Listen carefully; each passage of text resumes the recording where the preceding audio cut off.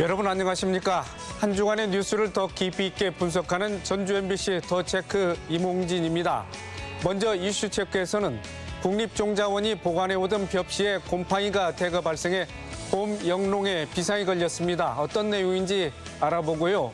이어서 전북특별자치도가 실시한 2023 전북 사회조사 결과 짚어보겠습니다. 또 도내 일부 스쿨존이 탄력적으로 운영된다는 내용 살펴보도록 하겠습니다. 이슈 토론에서는 지난주에 이어서 4월 10일 총선을 앞두고 전북의 민심을 살펴보는 시간 갖겠습니다. 먼저 한 주간의 이슈 살펴봅니다. 장충석 변호사 나와 있습니다. 안녕하십니까? 안녕하십니까? 네. 자, 국립종자원이 모내기용으로 보관해오던 벽시에 곰팡이 피해가 났는데요. 자, 피해 규모 어떻게 됩니까? 네, 이번에 피해를 입은 벽시 수량이 300톤 가량입니다. 그러니까 이게 모내기 할 수 있는 면적으로 따지게 되면은 약 6천 헥타르의 논에 모내기를 할 수 있는 면적인데요. 파종이 예상된 벽시 수량이 1,000톤 가량인데 이번에 피해를 입은 수량이 이 중 약 30%에 해당하는 양이기도 하고 또 피해를 입은 품종이 농민들이 주력으로 많이 사용하는 신동진 묘다 보니까 큰 피해가 우려가 되고 있는 그런 상황입니다. 네. 자, 원인 파악 과정에서 종자원이 습도 관리를 허술하게 해서 이런 피해가 난 거 아니냐 이런 지적이 나왔습니다. 자, 원인은 규명되고 있습니까? 네, 지금 사고가 발생한 지 2달 가까이 되고 있는 그런 상황인데 국립종자원 측에서는 특별한 원인에 대해서 밝히지는 않고 있는 그런 상황입니다. 일단 사고 자체는 그 곰팡이에 의해서 발생을 한 것인데요. 아시다시피 이제 곰팡이라는 것이 습도 관리를 좀 제대로 잘 하지 못하면 발생을 하게 되는 것이죠. 일반적으로 이제 벽시를 이제 완전히 잘 말려서 제대로 건조를 해서 보관을 하게 되면 곰팡이가 잘 발생할 수 없기 때문에 국립종자원 측에서 습도 관리를 제대로 하지 못한 거 아니냐 이런 추측이 나오고 있기도 합니다만은 지금 피해 수량이 상당히 대규모다 보니까 국립종자원 측에서는 아직 별다른 원인에 대한 입장을 밝히지 않고 있습니다. 네, 영농철이 임박하고 있어서 농민들이 걱정을 하지 않을 수밖에 없는데요. 자, 국립종자원은 품종이 다른 벽시를 보관하면 된다고 하지만은 자, 그게 보급종이 아닌데다가 또 검증도 되지 않은 참동진 품종 아니겠습니까? 당연히 농민들이 반발하고 있죠. 네, 지금 국립종자원 측에서 이 곰팡이 사건을 인지를 하고 난 다음부터 이제 그 부족한 벽시 부분에 대해서 정부에서 지금 신품종인 그 참동진벼를 보급을 하려는 것으로 알려져 있습니다. 이 참동진벼는 그 신동진벼의 대체 품종으로 지금 정부가 적극적으로 밀고 있는 그런 품종으로 알려져 있는데요. 그런데 이것이 이제 농민들에게는 별다른 인기가 없는 것이죠. 원인으로는 아무래도 이제 상대적으로 낮은 그런 시장성을 들 수가 있는데 신동진벼 같은 경우에는 지금 기존 시장에서 검증이 이루어지기도 했었고 그리고 그 브랜드 쌀이라는 어떤 이미지가 이미 구축이 돼 있는 상황이기 때문에 가격을 받기도 유리한 면이 있는데 참동진벼 같은 경우에는 지금 시장 검증이 돼 있지 않은 상황에서 이것이 지금 제대로 가격을 받을 수 있는가 이런 우려를 하는 농민들이 많은 상황입니다. 네. 자, 그렇기 때문에 일부 농민들은 곰팡이를 핑계로 해서 신동진 대신 참동진을 정부가 밀고 있는 거 아니냐 이렇게 주장을 하고도 있기도 하죠. 네, 지금 이번에 피해를 입은 품종이 신동진벼인데 이 신동진벼가 산출량이 많다 보니까 농림식품축산부에서 지금 그 쌀 수급 조절을 위해서 퇴출시키려고 하고 있는 그런 품종입니다. 지난해에도 그 신동진벼 퇴출 논란이 있기도 했었고요. 정부가 지금 향후 3년 내에 이 신동진벼를 좀 퇴출하려는 이런 방침을 보이고 있는데요. 그러다 보니까 아무래도 이제 정부가 이 곰팡이 사건을 이용을 해서 대체 품종인 참동진벼를 좀 보급하기 위한 어떤 그런 기회로 활용하고 있는 거 아니냐 이런 의구심들이 지금 나오고 있는 상황이기도 하고 실제로 지금 국립종자원 관계자들이 참동진벼를 적극적으로 홍보를 한다거나 농민들을 대상으로 사용을 권유를 한다거나 이런 모습들이 보이고 있기 때문에 이런 의구심들이 계속되고 있는 상황입니다. 네. 자, 농부는 굶어 죽어도 종자를 베고자 한다는 속설이 있을 정도로 종자라는 것은 자, 농가의 기본 자산이지 않겠습니까? 무엇보다도 종자 관리를 철저히 해야 될 국립종자원 측에서 이런 사태가 발생했다는 건 참 아쉬운데요. 자, 진상조사와 함께 좀 조치가 내려져야 할 걸로 보이는데요. 어떻습니까? 그렇습니다. 지금 국립종자원에서 이런 사건이 발생한 것이 이번이 처음이 아닙니다. 그 지난 2011년경에도 지금 종자원에서 보급한 벽시의 어떤 발화율이 낮아가지고 좀 문제가 있었던 적도 있고요. 2014년경 같은 경우에는 종자원에서 보급한 벽시에 이제 잡초성 벼가 섞여 있어서 문제가 됐던 적도 있었거든요.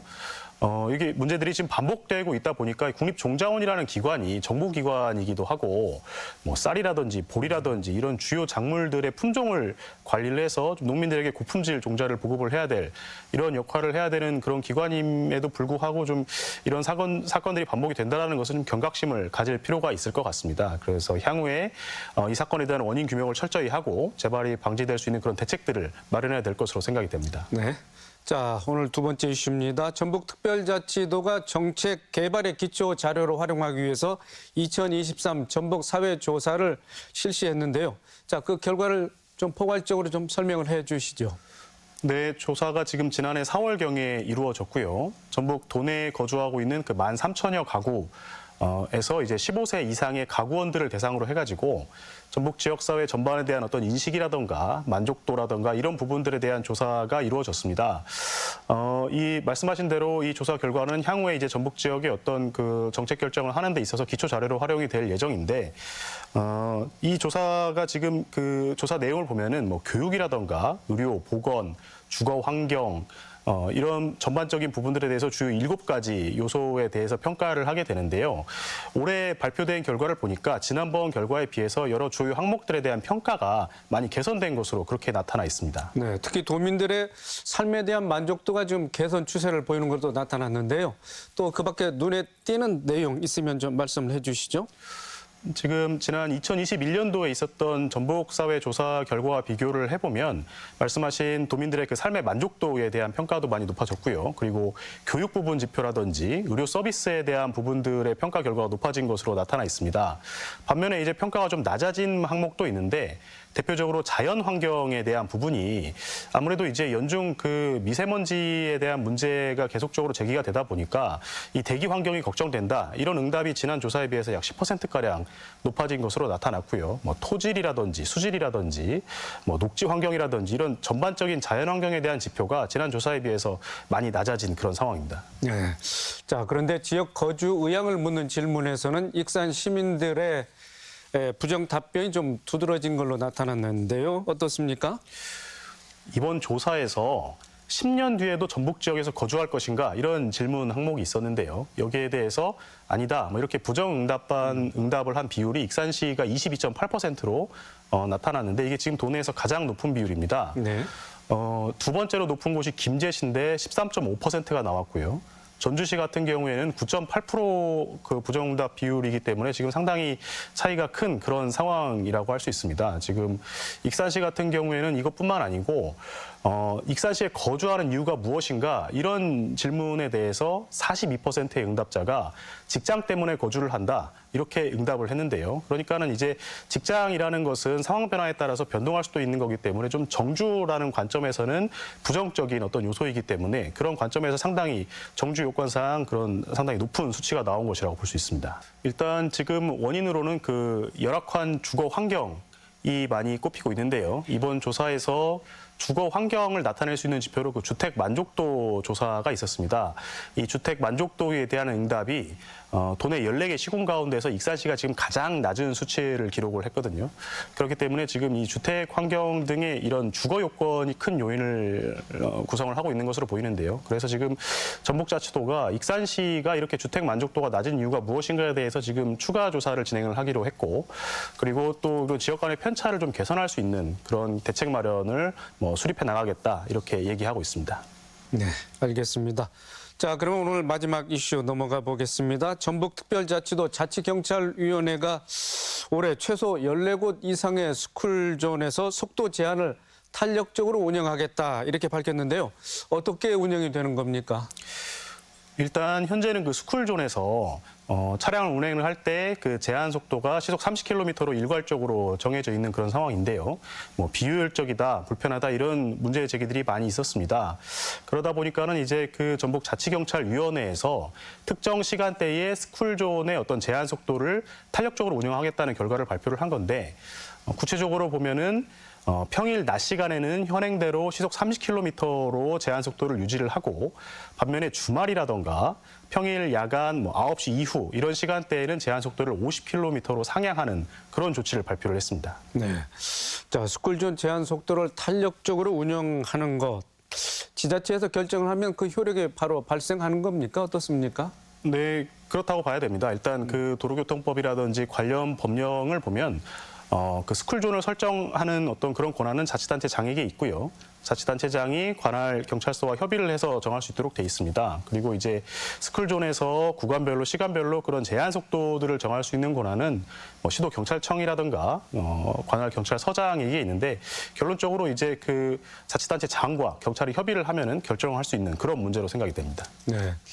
최소 14곳 이상을 선정해서 탄력적으로 운영하겠다는 건데, 자, 운영 대상 지역 나와 있습니까? 일단 전북 지역에서는 전주 선어학교 그리고 송천학교 스쿨존 2곳이 지금 시범구역으로 지정이 돼 있고요. 올해 추가로 12곳을 지정할 예정이라고 하는데요. 이 지금 선정 기준으로 나와 있는 것들을 보면은 이 탄력 운영에 대한 요구가 높은 지역이거나 편도 2차로 이상 그리고 평균적인 운행 속도가 일정 속도 이상이 되는 보도와 인도가 구분돼 있는 어떤 그런 지역들을 중심으로 해서 종합적으로 검토를 해서 선정할 예정입니다. 네. 예산도 필요할 텐데요. 재원 마련은 어떻게 이루어지는 겁니까? 일단은 그 탄력 운영을 하려면 이 안전시설물 설치를 해야 되는데 시설물 설치 부담은 자치단체가 부담을 해야 됩니다. 그 예산이 적지 않은 상황인데 예를 들어서 지금 이미 시행을 하고 있는 강원도 같은 사례를 보면 스쿨존 한 곳당 거의 6천만 원가량의 추가 예산이 필요한 상황이라고 하고요. 그래서 지금 자치경찰위원회에서 정부의 어떤 특별 교부세라든지 도나 도교육청 예산, 시도비 등을 동원을 해가지고 약 22억 원가량 예산을 마련을 해서 사업을 추진할 계획이라고 합니다. 네. 자, 그동안 탄력 운영을 해달라는 운전자들의 민원이 꾸준히 제기되지 않았겠습니까?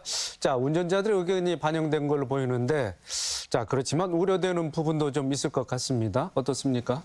지금 그 스쿨존 탄력적인 속도 제한 운영에 대해서 그 기존의 설문조사가 있었습니다. 그 전북 도민들의 79%가량이 탄력적인 운영에 찬성을 한다. 이런 설문조사 결과가 있었기 때문에 대부분 많은 도민들이 좀 이 스쿨존의 탄력적인 운영을 원하시는 것 같긴 합니다만은 또 반면에 이 아이들의 어떤 교통안전에 대해서 우려하는 목소리도 분명히 있고요. 그리고 좀 시기상조다 이런 의견을 제시를 하는 분들도 있습니다. 그래서 지금 자치경찰위원회에서도 이 스쿨존 탄력적인 속도 제한 운영을 실시를 하면서 어떤 아이들의 교통안전 이런 부분들에 대해서 심도 있게 좀 검토를 해서 진행하겠다, 추진하겠다 이런 입장을 보이고 있습니다. 네, 알겠습니다. 이번 주 이슈 점검과 전망 장충석 변호사였습니다. 수고 많으셨습니다.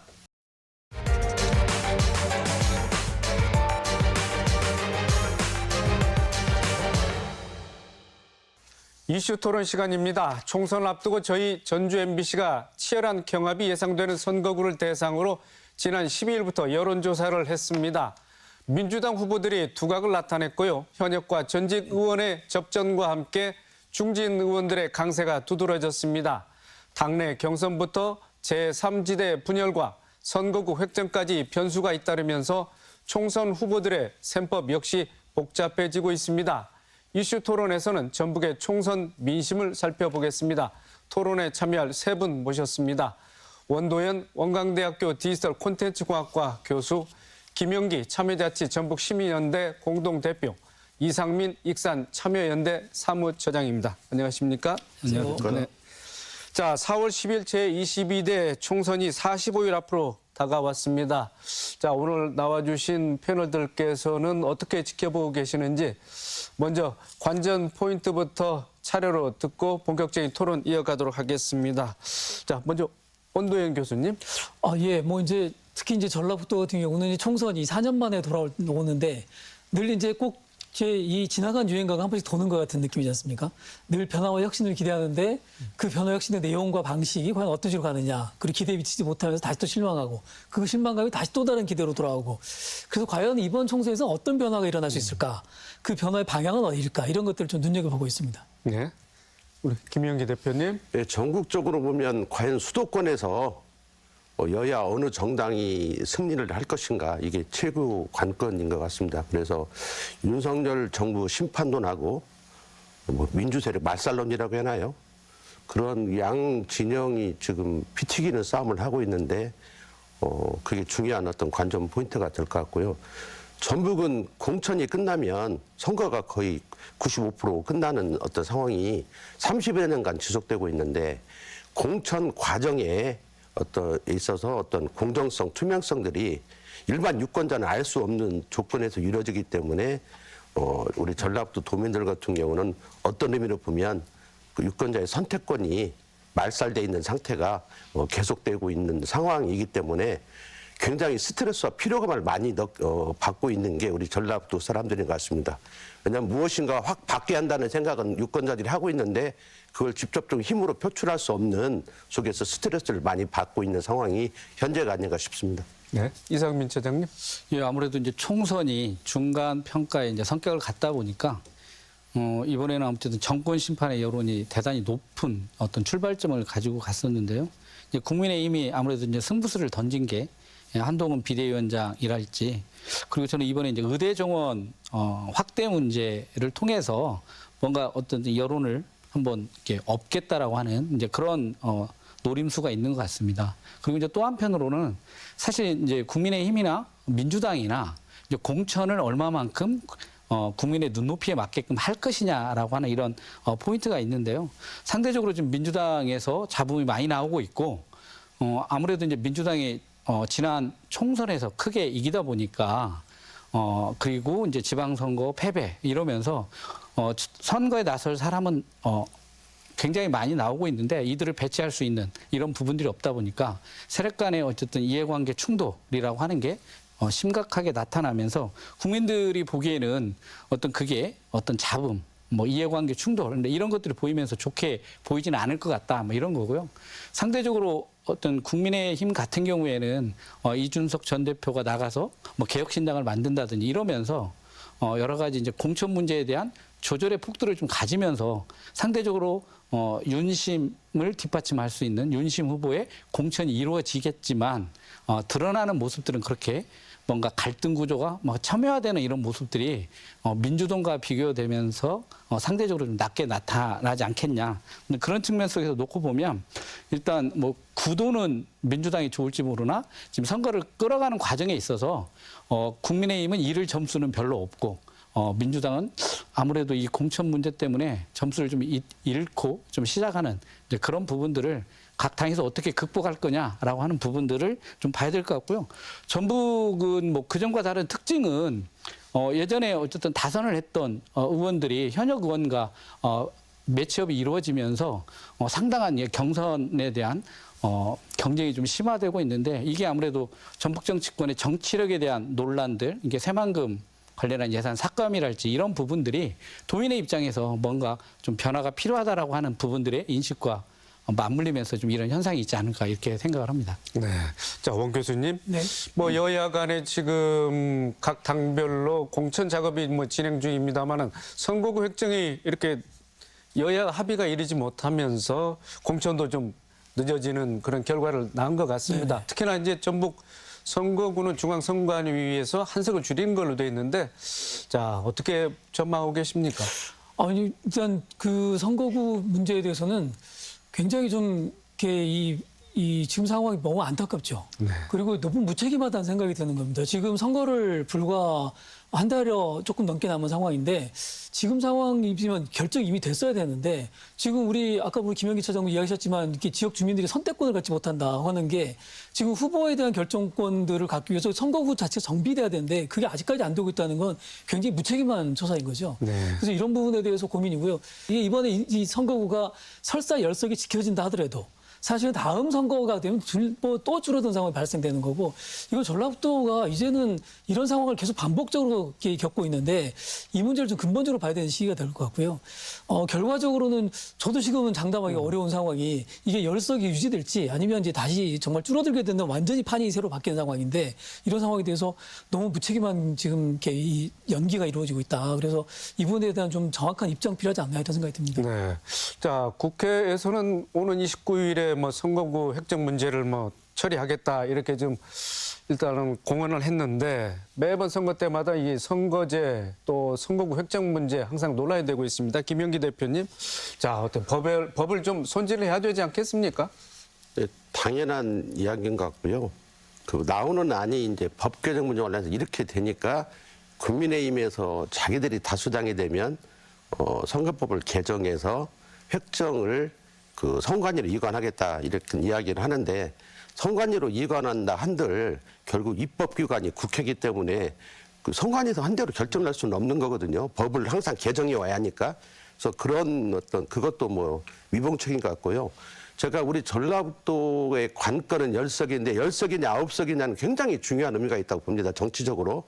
한번 이제 10석이 무너지기 시작하면 걷잡을 수 없는 상황이 9석이 아니라 8석, 7석으로 갈 수 있는 상황이 될 것 같고 그 10석의 의미는 우리 지역뿐만 아니라 지금 지역이 다 소멸되고 있는 과정 속에서 지속적으로 수도권 의원 수는 늘어나고 지역은 우리 전북권의 여타 지역이 다 지금 감소하고 있기 때문에 그 10석 의미는 앞으로는 인구에 의한 것으로 선거 획정돼서는 안 된다고 하는 농촌 지역을 많이 포괄을 하고 있고 소멸 위기에 있는 지역의 어떤 절규라고 저는 생각을 하거든요. 그런 정치적 의미가 있다, 10석이. 그래서 전북의 입장에서는 버티기 이외에는 다른 방법은 없다고 합니다.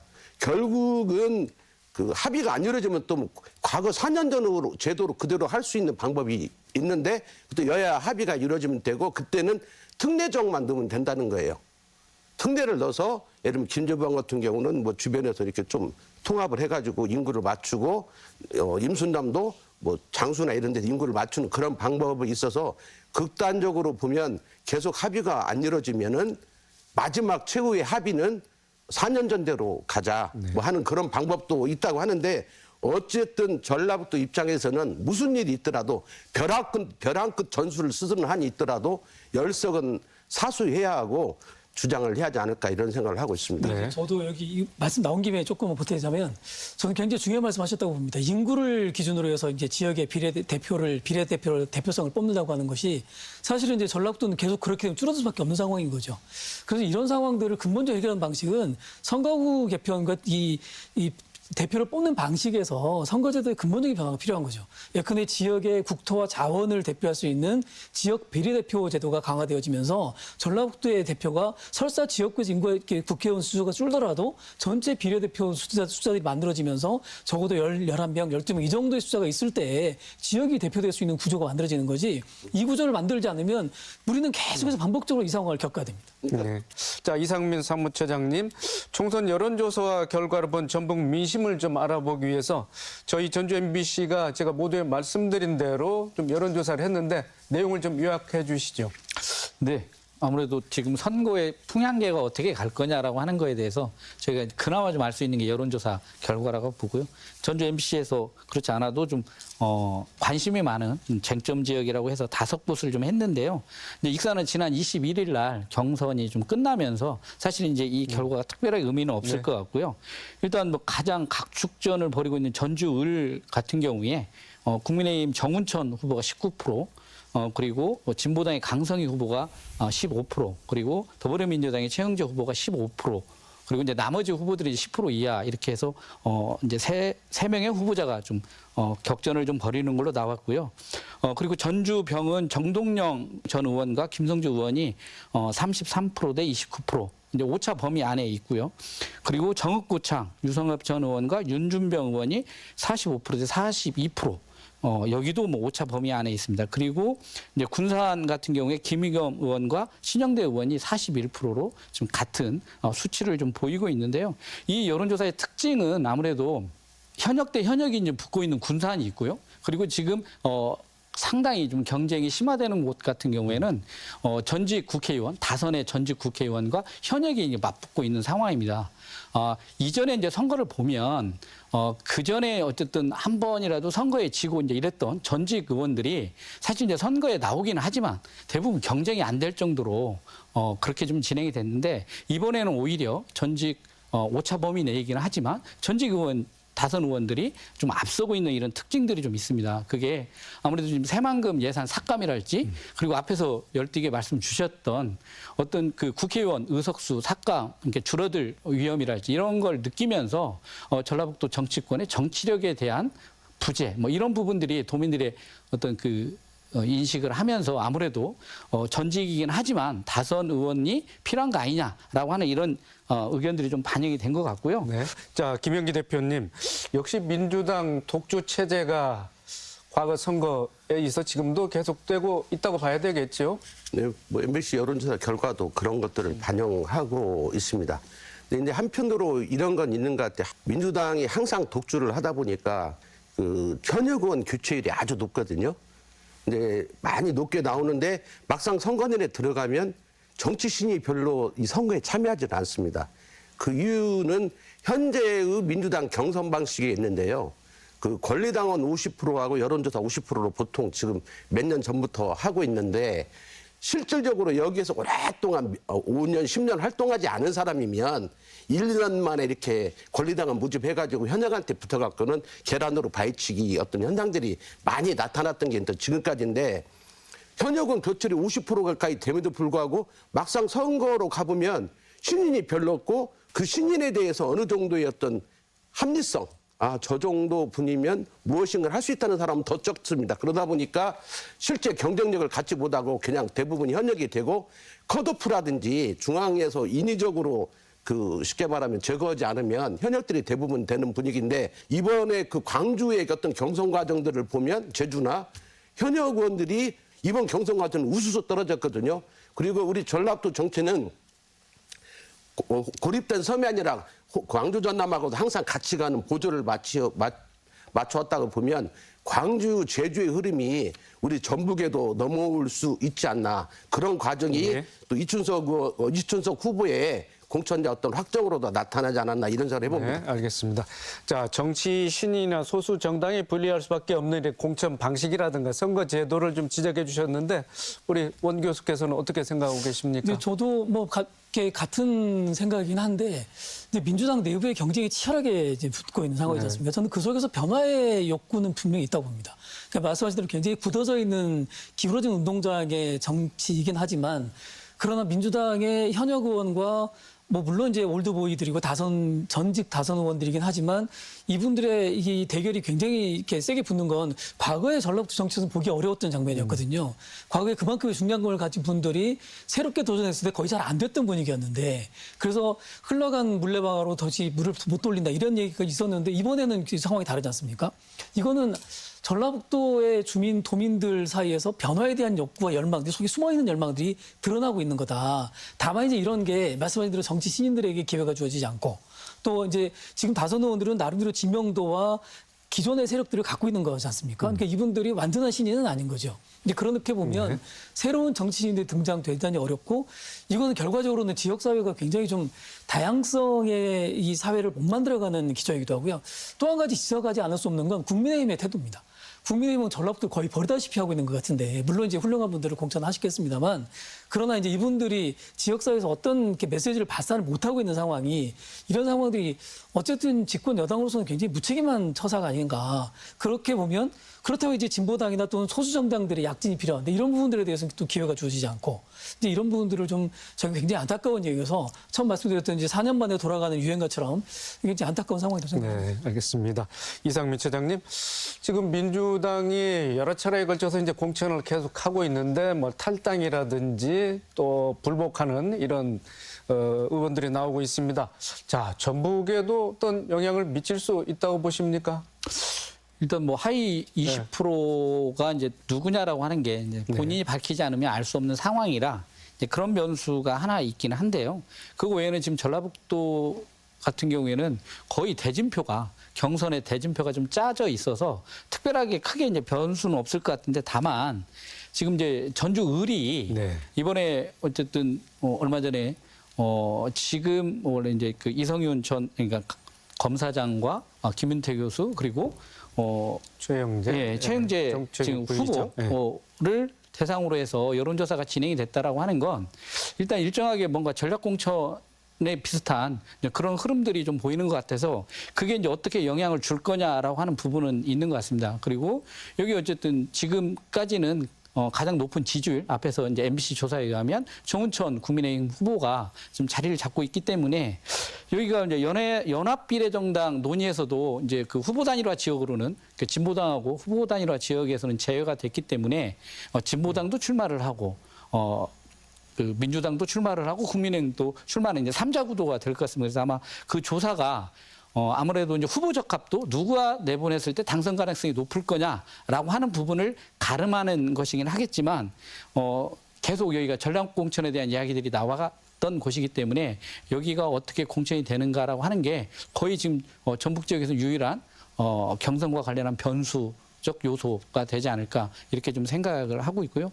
여기에 이제 또 하나는 앞에서 말씀드린 선거구가 줄어들 거냐, 의석수가 줄어들 거냐에 따라서 이제 의석수가 들게 되면 뭔가 이제 지역구 자체 판이 다 바뀌는 상황이라서 거의 좀 깜깜이 선거에 가깝게 될 그런 특히나 정치 신인 같은 경우에는 뭔가 인지도랄지 내용을 알릴 수 있는 기회가 없기 때문에 거의 이제 이번 선거가 의석수가 줄어들게 된다면 상당히 어떤 최악의 선거가 될 가능성도 있겠다. 유권자 입장에서 좀 그런 요소들이 있는 것 같습니다. 네.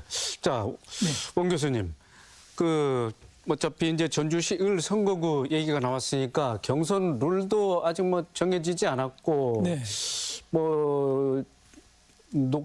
진보당과의 민주당과의 좀 협의가 진행 중입니다만 일단은 이제 각각 당에서 후보들을 정해서 내보내기로 했는데, 자, 어떻게 보고 계십니까? 여기 또 이제 정운천 의원도 뭐 출마를 할 텐데, 네. 어떻게 전망하고 계세요? 그 전주을이 지난번에 강성희 후보를 보궐로 당선시킨 지역이지 않습니까? 네. 그 이 지역이 과연 강성희 의원을 당선시켰을 때의 그 정서가 예컨대 민주당에 대한 대체 지지로서의 새로운 지지를 할 거냐, 아니면 이제 다시 민주당을 회귀할 거냐, 이게 첫 번째일 것 같고, 두 번째는 정운천 후보도 만만치 않은 후보지 않습니까? 아마 이제 국민의힘에서 거의 유일하게 경쟁력을 갖고 있는 후보다 이렇게 봐야 될 것 같은데, 이 정운천 후보의 과연 생환이 과연 이루어질 거냐, 이런 부분들을 봐야 되는 거죠. 근데 지금으로서는 사실은 이렇게 뚜껑을 열어봐야 하는 상황인 것 같아요. 그리고 설사 여기에 전략적으로 다른 민주당 후보가 새롭게 이 전략 공천이 된다 하더라도 이분이 이긴다는 보장은 없을 것 같다. 예, 그러니까 이제 전주을이 어쩌면 전라북도 전체 선거에 굉장히 중요한 게 이 가르마가 될 것 같고, 그리고 이제 이 전주을의 변화가 전라북도 전체의 어떤 정치적 변화를 가리키는 하나의 방향일 수도 있겠다는 생각이 듭니다. 그래서 지금 보면 이 현재 여당의 후보와 중량감 있는 후보와 또 이 소수 정당의 진보 정치를 지향하는 후보와 그리고 전통적인 민주당의 후보가 이제 붙고 있는 상황이지 않습니까? 그래서 이런 상황들의 결과가 어떻게 나오느냐가 굉장히 중요할 것 같고, 뭐 저는 개인적으로는 국민의힘이 조금 다소 우세하지 않을까 이런 생각은 좀 해보고 있습니다. 네. 자, 김영기 대표님께서는 어떻게 보고 계십니까? 전주을은 일찍이 전국적으로 민주당에서 17곳을 전략선거구로 하는 곳에 포함이 됐었잖아요. 그래서 여기 상당히 많은 수의 어떤 민주당 외에도 많이 있지만 민주당 내에도 뭐 7, 8명 이상 후보들이 오랜 기간 지역을 누볐지만 상당히 그 닭적턴 개 지붕 쳐다본다는 말이 있죠. 그런 식으로 될 어떤 확률이 높은 것으로 됐었고, 또 각종 여론조사를 봐도 민주당 후보들의 어떤 득표율이 높지 않았다는 거. 그래서 어떤 전략 공천의 명분을 줬는데 을은 여전히 안개전국이다 이렇게 봅니다. 지난번에 보궐선거에서는 민주당 지지자들이 그 강성희 후보를 많이 밀었다고 하는 게 거의 정설이거든요. 그렇다고 보면 저는 이번에는 회귀한다고 봅니다. 그래서 다만 이런 전략 공천이나 이런 과정 속에서 흐트러진 민주당 사람들이 이제 투표를 하지 않는다든지 다른 후보를 지지해버린다는 이런 과정이 이제 충분히 나타날 소지가 있는 것이 아니냐 이런 생각을 해보고요. 그 을은 좀 특수한 지역인 것 같아요. 을은 무주 정도와 더불어서 대선이나 여타에서도 국민의힘 지지율이 다른 데보다는 2, 3%라도 높게 나온 지역이거든요. 항상 정운천 의원도 경쟁력이 있을 것 같고, 강성희 의원도 현역이니까 이번에 그 위성정당 과정 속에서 연합공천을 받으려고 했다. 그건 이미 실패를 했고 이제 경선 이제 제대로 한번 붙게 되는데, 이 과정 속에서 어떤 또 삼각구도가 있는데 녹색 정의당에 출마를 할지, 그 다음에 또 이런 민주당 공천 과정에 불만을 가진 사람이 탈당해서 무소속에 나올 수 있도록 이렇게 본다면 삼각, 사각, 오각 정도의 어떤 구조 속에서 선거가 치러지기 때문에 그 선거 끝날 때까지 관심 지역이 되지 않을까. 나머지 지역은 공천받으면 거의 끝나는데 네, 이 지역은 그렇겠죠. 투표를 해봐야 알 수 있는 지역이지 않을까 이런 생각을 해봅니다. 전주을 같은 경우는 이렇게 지역구 자체가 특성이 있기도 하고 또 진보당이 굉장히 선거를 잘하는 당입니다. 그래서 진보당의 저력도 만만치 않다. 그렇게 보면 진보당과 민주당 후보가 표를 갈랐을 경우에 국민의힘이 의외의 결과를 얻을 수 있다. 이런 생각도 해봅니다. 네. 자, 이상민 처장님, 전주을 이외에 각자 눈여겨볼 만한 지역구가 어디인지 한번 좀 뽑아주시겠습니까? 뭐 앞에서도 말씀 주셨듯이 아무래도 이제 경선이 본선인 뭐 그런 상황에서 여론조사 결과에서도 지금 박빙의 대결을 하고 있는 곳이 다 그럴 것 같습니다. 특히 이제 군산 같은 경우에 현역과 현역이 맞붙고 있는데 거기는 사실은 MBC 여론조사 이후에 거기에 나왔던 최이배 전 의원이 김의겸 의원 지지를 좀 선언하면서 이제 그런 부분들이 앞으로 좀 여론에 어떤 영향을 좀 받는가라고 하는 부분들이 아마 이제 포인트가 좀 될 것 같고요. 무엇보다 이제 선거구가 어떻게 획정이 될 거냐라고 하는 부분들에 따라서 지금 뭐 예를 들면 이제 무진장이 만약에 지금 선거 획정 예상대로 만약에 이제 그게 된다고 하면 남원하고 붙게 되거든요. 그리고 또 완주하고 김제하고 이렇게 선거구가 이제 이렇게 되면 지금의 구도가 다 흐트러지면서 전혀 이제 새로운 판이 짜질 거라는 이제 그런 부분들 때문에 그 어느 때보다도 변동성 그리고 승부를 예측하기 어려운 민주당 경선 자체가 좀 그런 부분들은 예전과 다른 차이인 것 같습니다. 보통 뭐 그 전에 보면 민주당 경선이 뭐 현역을 중심이 됐든 특정한 후보 중심으로 월등한 어쨌든 지지율 차이를 보이면서 싱겁다라고 했다면 이번에는 그래도 유권자들이 좀 경선 과정에서 충분히 의사 표현을 할 수 있는 좀 그런 과정들로 일정하게 좀 작용할 수 있지 않겠느냐라고 하는 기대를 좀 해봅니다. 네. 자, 이번에는 개혁신당 얘기 좀 해보겠습니다. 김영기 대표님, 제3지대 여러 세력들이 모인 개혁신당과 합당을 했던 이낙연 대표가 합의 11일 만에 결별을 선언했습니다. 자, 개혁신당과의 결별 손익 계산서 어떻게 나올까요? 뭐 어차피 분리되어 있었을 때는 본인들이 원하는 만큼은 세를 규합하지 못해서 합친 거잖아요.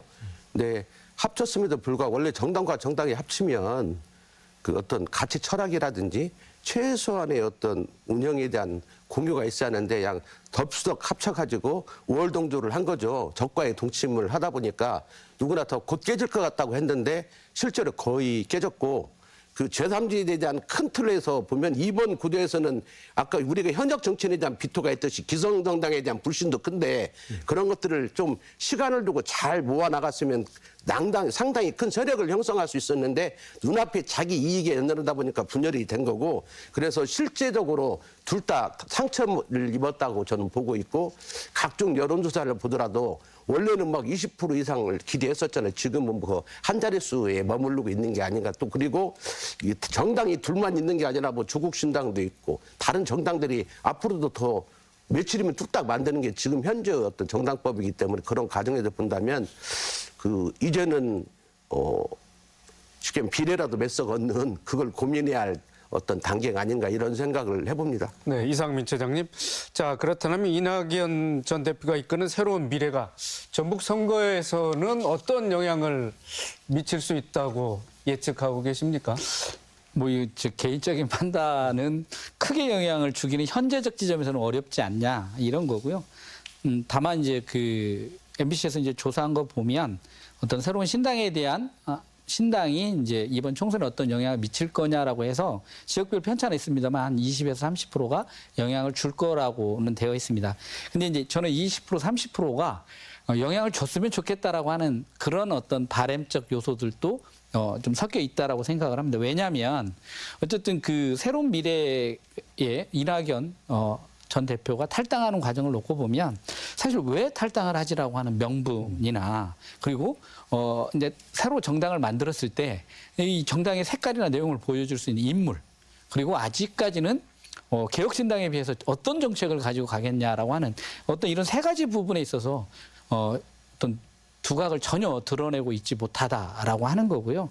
이제 그러면서 자칫 어떤 배신의 프레임 같은 그런 게 호남 쪽에서 오히려 이제 만들어질 수 있는 그런 부분들이 있기 때문에 그 부분에 대한 돌파구를 과연 만들 수 있겠느냐라고 하는 게 있고요. 다만 변수가 있다라고 하면 이제 그 민주당 공천이 끝난 이후에 이제 공천 과정에서의 어떤 그런 파열이나 이제 이런 부분들 그리고 공천에서 떨어진 그런 배제된 뭐 이런 후보들이 새로운 미래라고 하는 이 정당에 들어오게 된다고 하면 이제 그 세력이 일정하게 구축이 돼야 되는 거예요. 유권자 입장에서도 저기가 유의미한 정치 세력이 될 수 있느냐라고 하는 그런 가능성들을 아마 민주당의 공천 이후에 그 당이 보여준다라고 하면 어떤 변화의 요소들은 충분히 있겠으나 아직까지는 차찬 속의 태풍의 가능성이 높지 않느냐 이렇게 보여집니다. 네.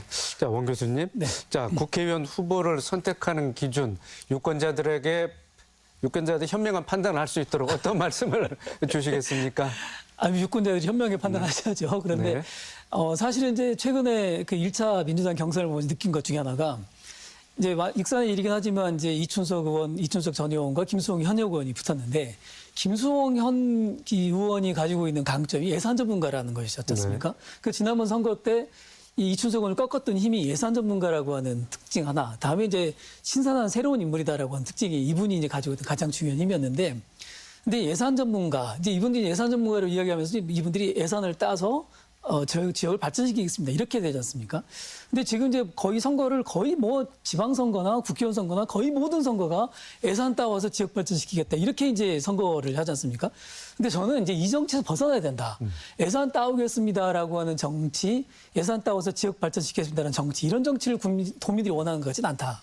근데 실제로 예산을 따와서 그 예산이 우리들의 효능감을 느껴서 우리가 과연 나의 삶이 개선되고 이런 것보다는 오히려 지역이 이렇게 심각한 위기에 처해 있는데 지역을 어떻게 할 건지, 지역의 미래를 어떻게 만들 건지 이런 부분에 대해서 이야기하는 사람이 있어야 된다. 그러니까 이번 총선의 가장 실망스러운 부분 중에 하나가 국민의힘이나 민주당이 정책이 안 나와요. 그러니까 뭐 끝없이 이벤트는 하는데 과연 이 나라의 위기를 어떤 식으로 극복할 것인가에 대한 정책이 없습니다. 그러니까 근데 이재명 대표가 요즘 굉장히 이렇게 어려운 국면에 빠지는 것도 그런 부분에 대한 자기 메시지가 없지 않습니까?